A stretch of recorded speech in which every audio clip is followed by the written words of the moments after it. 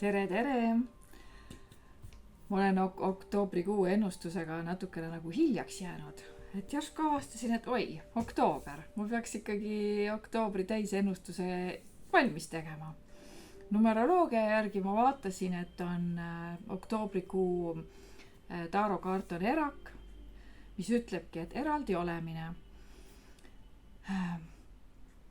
Ja eraku kaart soosib hästi sel juhul oktoobris ettevõtetes selliseid koolitusi, õppepäevasid, tegelemist turundusega, igasuguste tekstide kirjutamine, esile toomine, ajakirjanduses esile toomine, sotsmeedias rohkem nagu esile tõusmine. Aga erak ongi, et ainult sina ise. See on hästi palju vaatamist ka iseenda sisse, mis sinu enda sees toimub. Analüüs, psühholoogia, eneseabi, aga ka väljapoole. Nii et on nii sissepoole kui väljapoole, aga sinust endast sõltub see, et kui palju sa iseendast siis välja annad ja mil moel sa siis seda välja annad. Kuidas sa iseennast eksponeerid oktoobrikuus, siis ettevõtetes veel soosib igast raamatupidamised, paberid, majandus, kõik korda,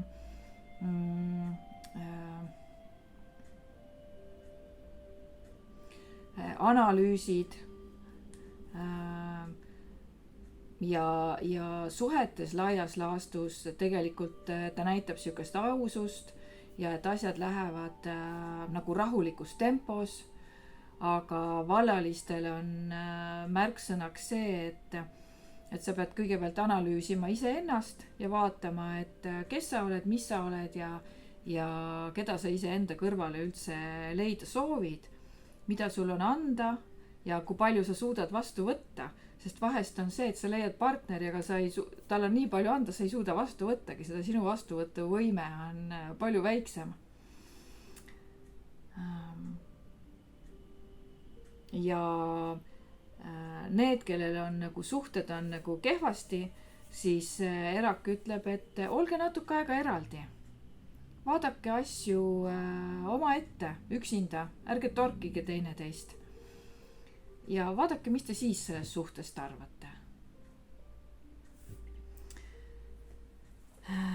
Ja erak ütleb ka siis seda, et vaimne tervis on oktoobrikuuses väga olulisel ja tähtsal kohal ja kui märkadki, et sinu baasvajadused on puudujääkides, siis tegelegi nende baasvajadustega ja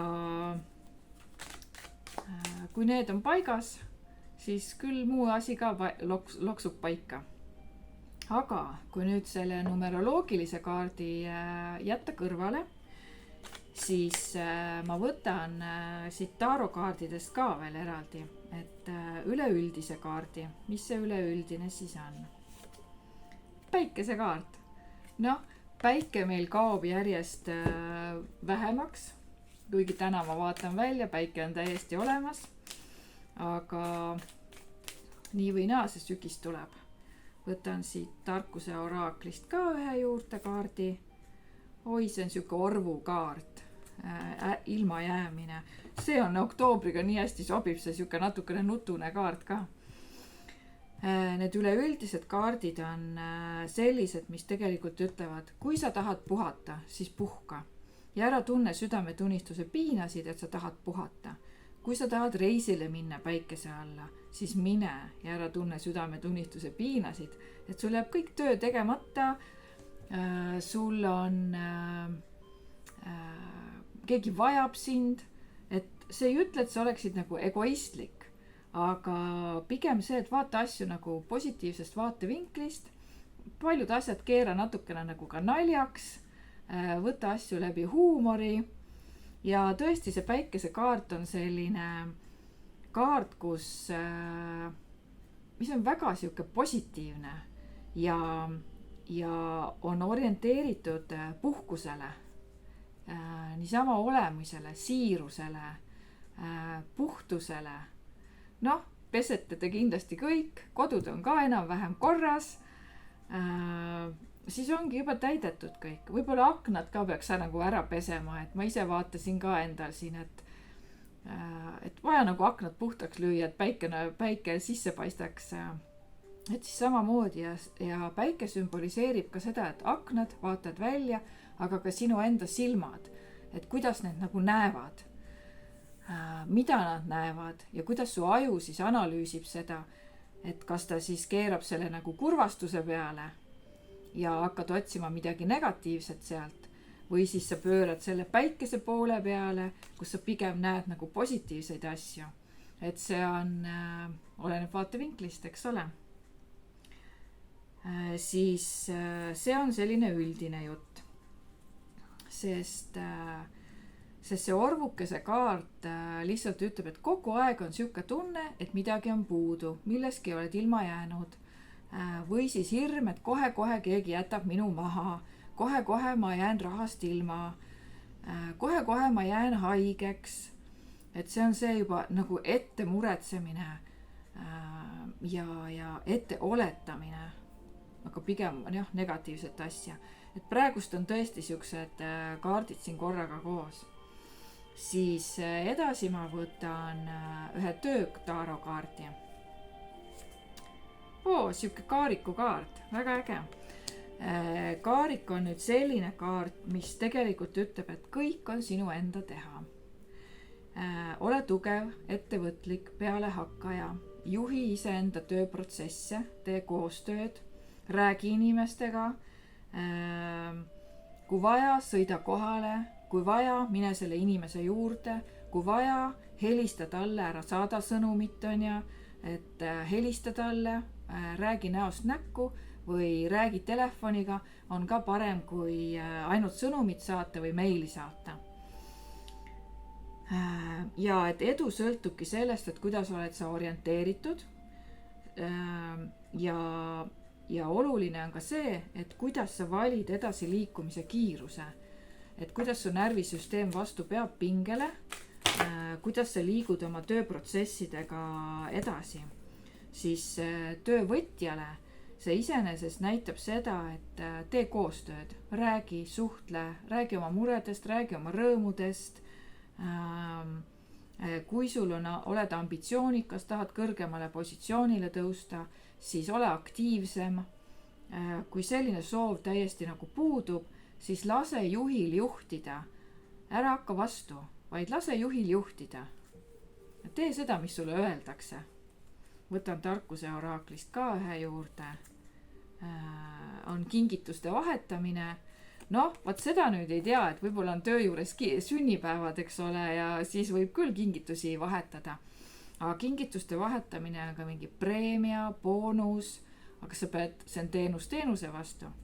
Kui sa oled hästi tööd teinud, siis sa võib-olla saad selle boonuse, saad mingi hüve, aga see näitab ka seda, et kui sa oled initsiatiivikas, et sul ongi võimalus saada mingisugust boonust mingisugusel moel. Et sa ei ütle, et vot see on mingi konkreetne see ja see asi, sest see võib olla rahaline, aga võib ka olla lihtsalt tõesti, ma ei tea, saad tasuta kohvi, tee, tuuakse vahepeal töö juurde kringlit, tehakse lõuna välja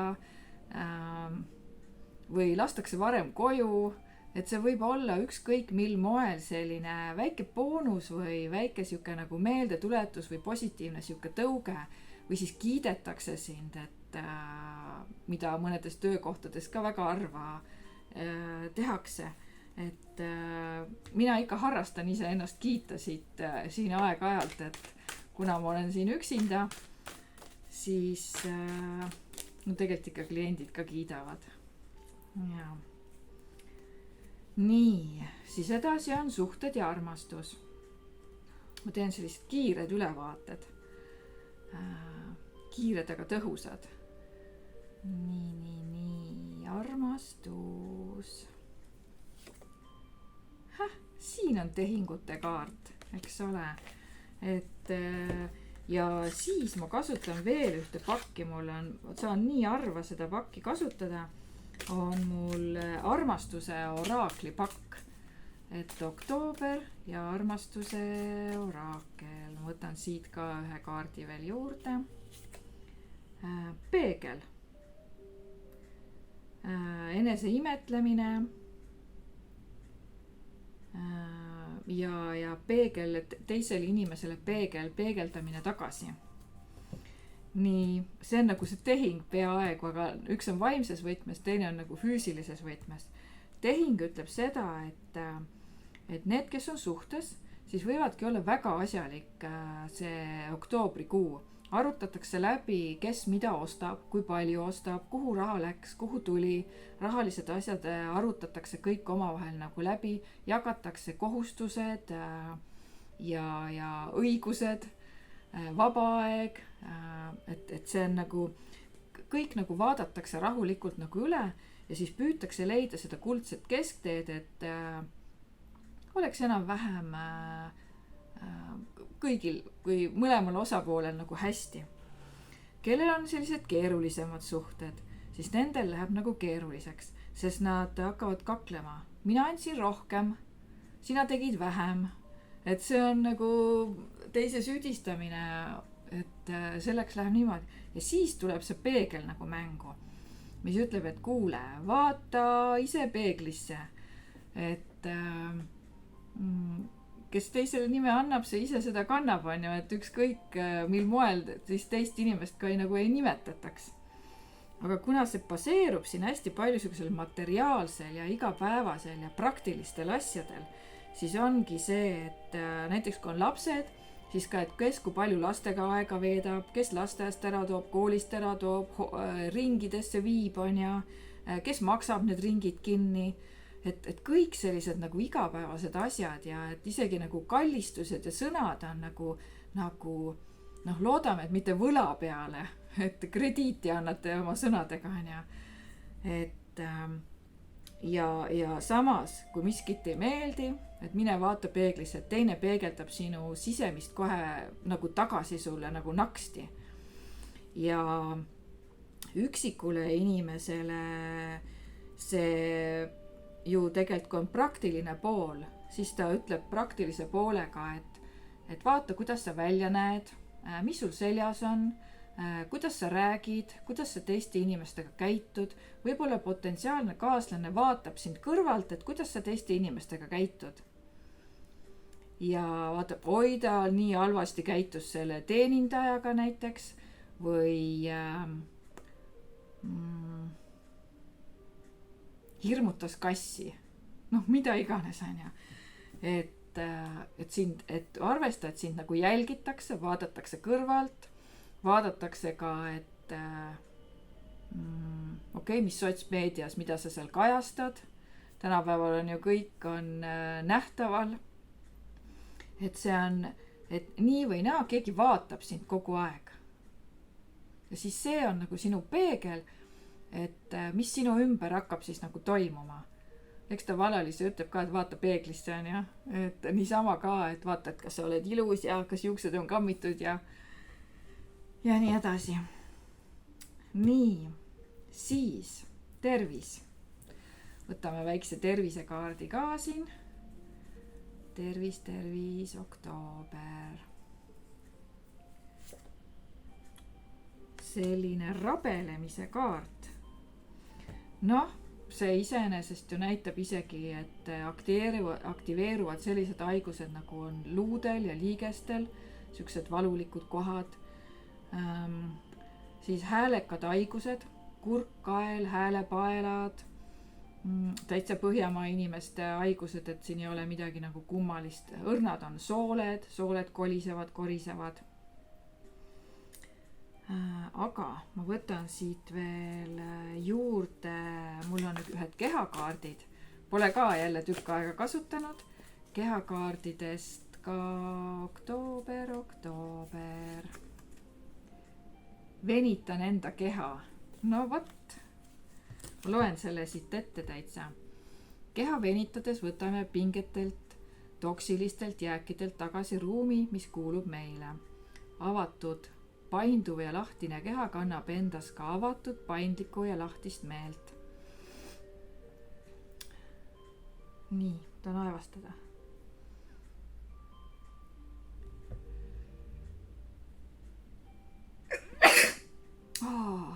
Vabandust, terviseks mulle.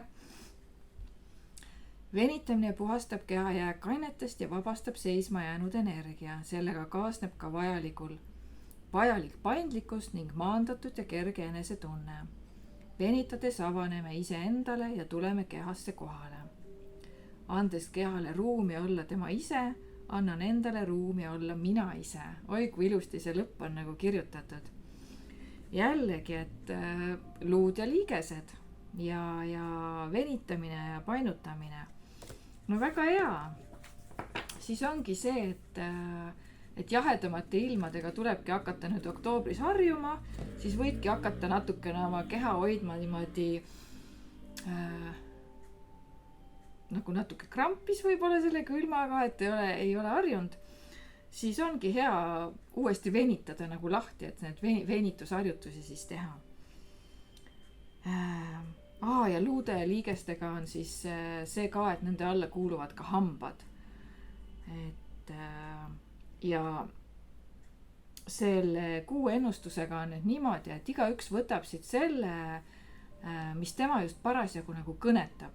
Võib-olla ta kõnetab sind praegust kohe, võib-olla ta hakkab sind kõnetama nädala, 2 pärast, kui on oktoobrist juba edasi, pool oktoobrit või hoopis kuu lõpus. Et kõik need märksõnad on siin selle jaoks, et nad on üleüldised.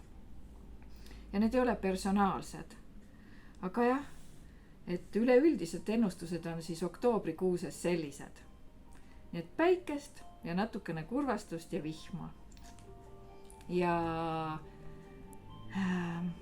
eelkõige ma soovin teile päikest südamesse. Kõike kaunist!